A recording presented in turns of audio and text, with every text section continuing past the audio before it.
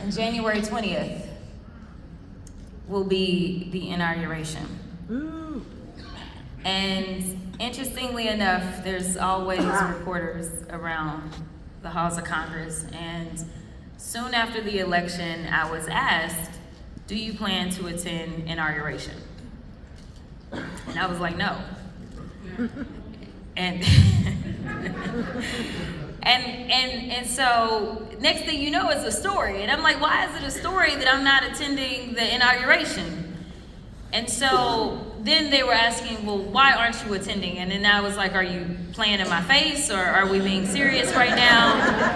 I mean, do you need me to list the reasons? And so I said, well, we can start off with the fact that inauguration is taking place on MLK Day.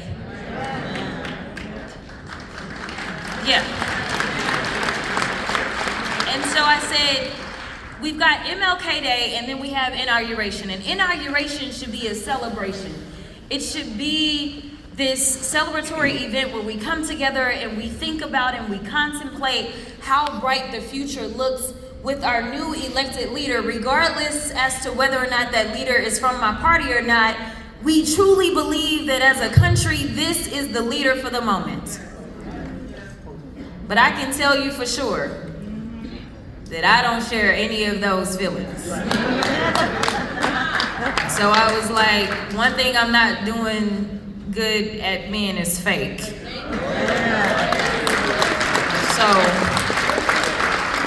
I'm not gonna pretend.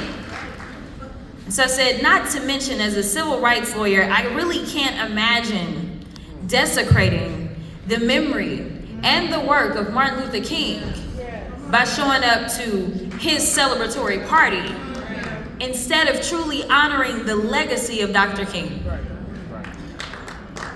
So as we sit here, and we're only a few days away from his actual birthday, I can only think about the fact that our ancestors, whether they're our ancestors from the movement itself, whether we're talking about the labor movement, the civil rights movement, whether we're talking about Stonewall, whatever it is that we want to talk about, the various movements that have actually moved this country forward.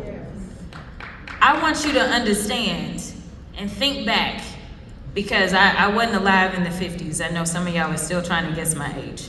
I wasn't alive in the 50s and 60s. But I'm always trying to tap into the ancestors. I can tell you that I am continuously inspired by Shirley Chisholm. I have her picture hanging all around my office. And even in my home. In fact, I have been the recipient of some things that in my mind are literally priceless. Because as people watch me on MSNBC and they see this photo of Shirley behind me, there are people that have sent me original buttons from when Shirley Chisholm was running for president. And they've sent me books. And I want to say that your presence here today tells me that you understand the importance of a movement. And you understand what we can do united. In fact, I was just telling your amazing president that I was just watching her on Joy Reid's show on MSNBC. And I saw that she understands the power in being united. And so congratulations on what it is that you plan to do as you're going forward. But again, so I tap into Shirley. Now, can you imagine being a black woman and having the audacity to say, I'm gonna run for Congress in a time in which literally she could not see anyone that looked like her. She thought she could, and so she did. Well, here it is. I somehow only ended up as the 55th black woman to ever swear into Congress. But I know that it was Shirley and others that kicked that door down for me.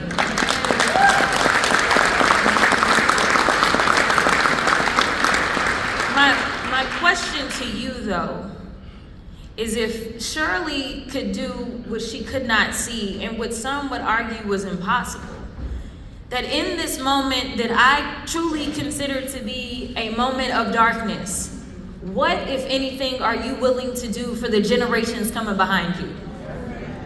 That is the question. What are you willing to do? And I love to be all bright and cheery, but listen, I like to be real. And the reality is that we have an administration that is coming in that absolutely could care less about workers' rights.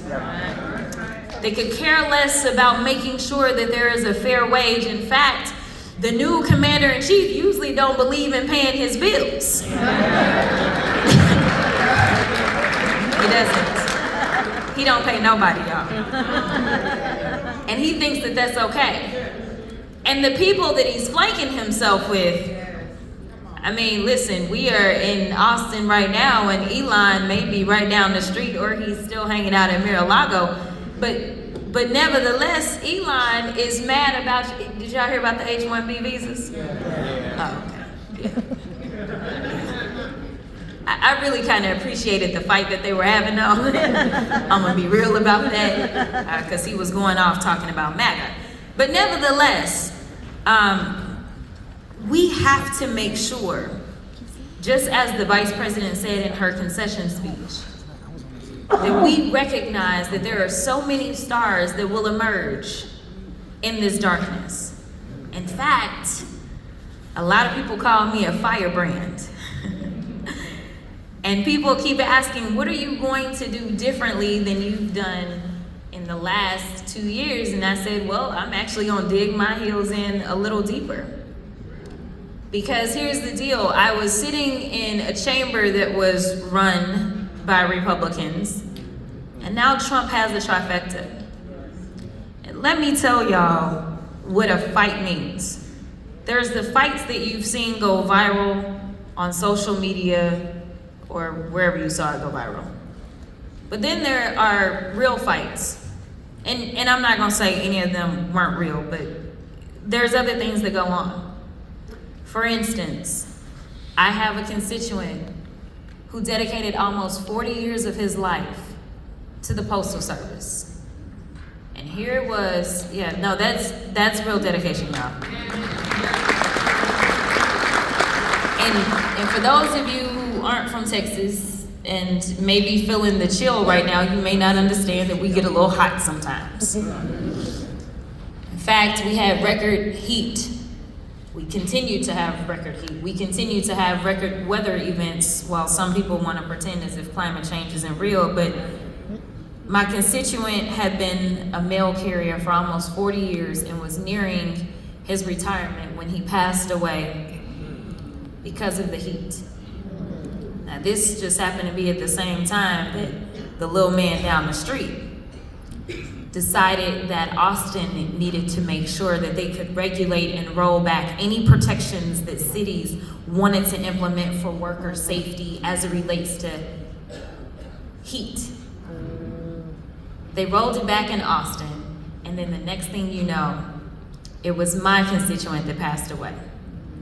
Now, as someone who serves on oversight, and most people don't understand what the job of oversight is, because we have spent so much time doing a bunch of foolishness, such as talking about Hunter's junk, trying to impeach the president, all kinds of things, but we have real work that we're supposed to do. And one of my subcommittees is government operations, and that means that I am supposed to oversee all of the governmental agencies, and I am supposed to make sure that workers are protected. I am supposed to question DeJoy, who continues to get more and more money into his pocket, yet somehow his workers don't have vehicles that have air conditioning. Somehow his workers are put outside and they're not considered when it's hot.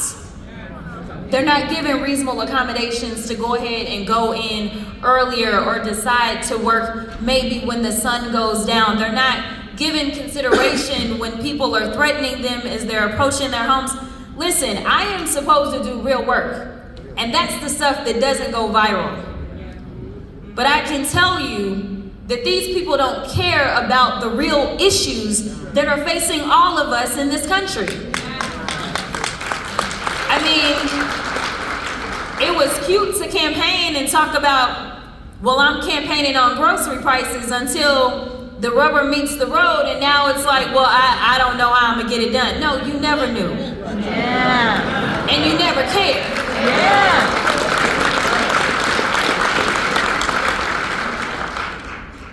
But the point that I really want to stress to you is that I don't want any of you to feel powerless. This is your time to rise. As we are celebrating MLK, think about the trials and tribulations that they went through. Think about the John Lewises of the world. I am here to tell you, as there was a discussion about the fact that I represented some folk pro bono. When I was running for the state house, it just so happened to overlap with the time in which George Floyd was killed. So here it was over 600 protesters that were arrested that I ended up representing. No one ended up with a conviction.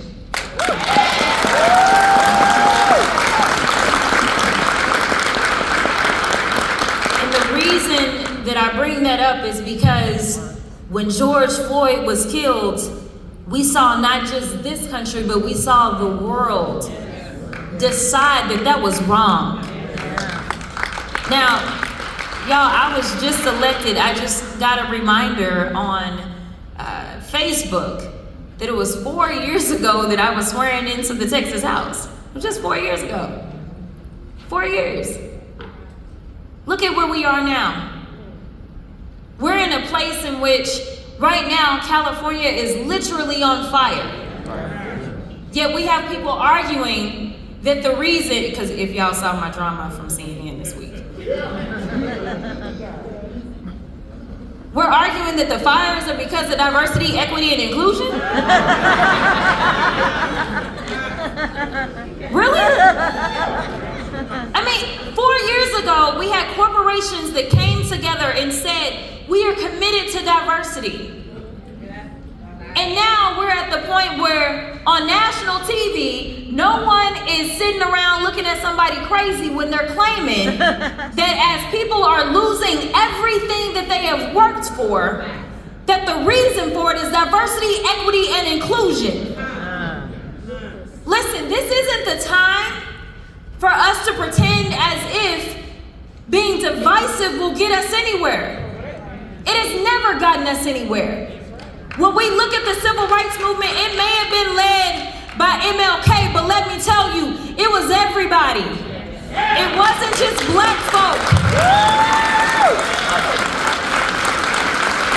This election, they divided us. They divided us because they wanted to talk about, and I'm gonna do this, and it's not popular to do, so I am. They wanted to talk about trans folk. Yeah. That divided us. I'm just being honest. It divided us because people said, well, I don't want my child playing with the boys either. I don't want that. Listen, let me tell you something, they played on you. Yeah. If you fell for it, they played you. Woo! And granted, my caucus got issues too, y'all.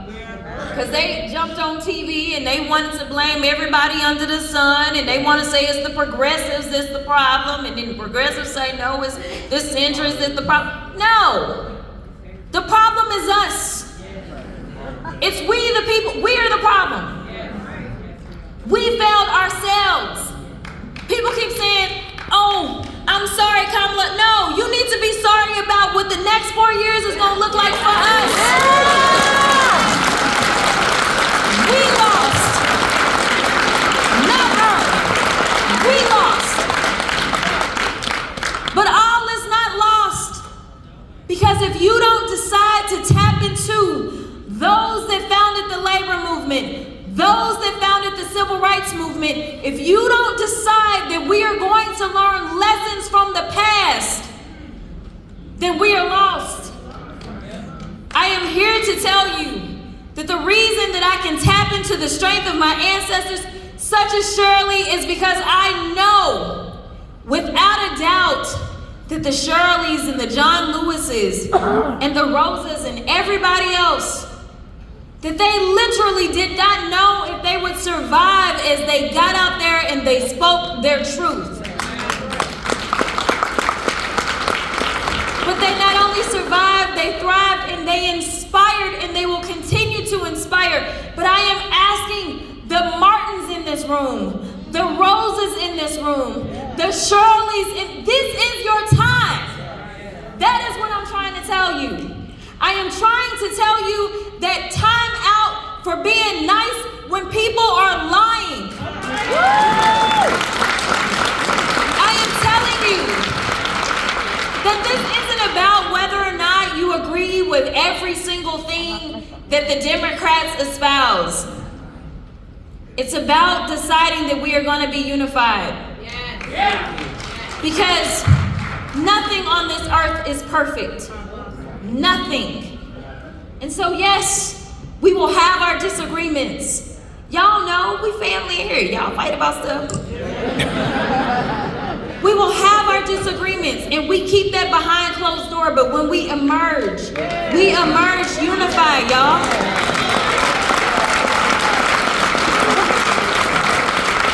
That is why, as I watched MSNBC, I was so inspired.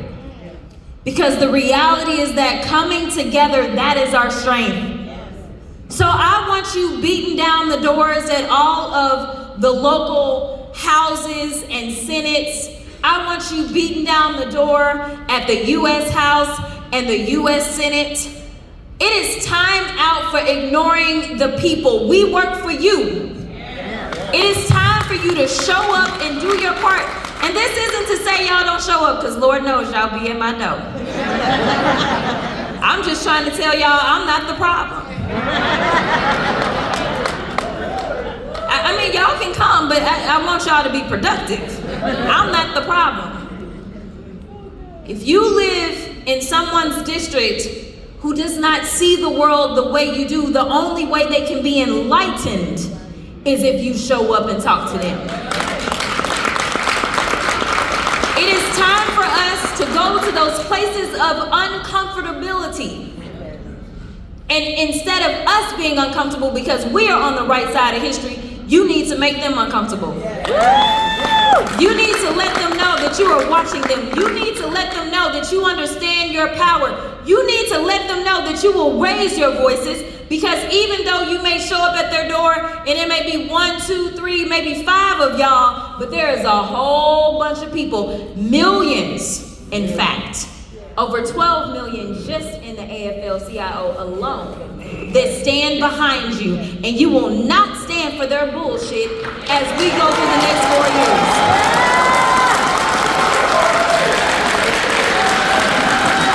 We're not going back. So,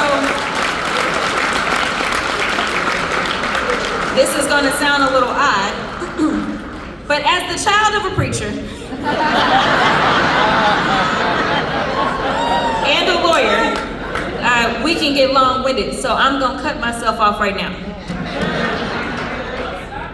But I just want to tell you thank you, because I stand here because of the work that y'all do. I know that y'all have my back, and it is exactly why you have never seen me shrink or cower and always have yours.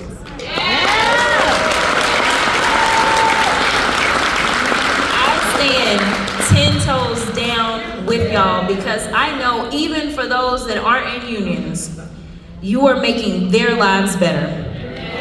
All workers benefit from the work that y'all do. But in this moment, do not get down on yourselves. Because the reality is that we are forged in the fire. Most of you probably wouldn't know me, because if everything was all good, I really wouldn't have to go off on people. Just saying. And we gonna get to that point that I don't. Until then, I'm gonna do what I have to do. But this is the reality. This is when we shine the most.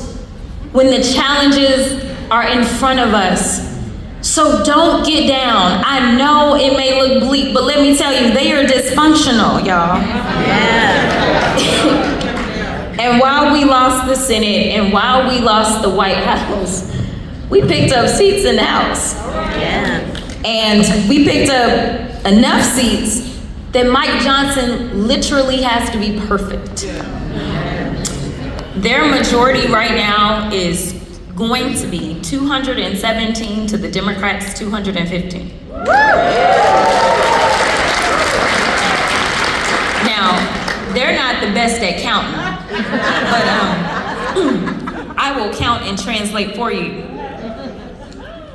That means that he can't afford to lose one vote. Not one vote.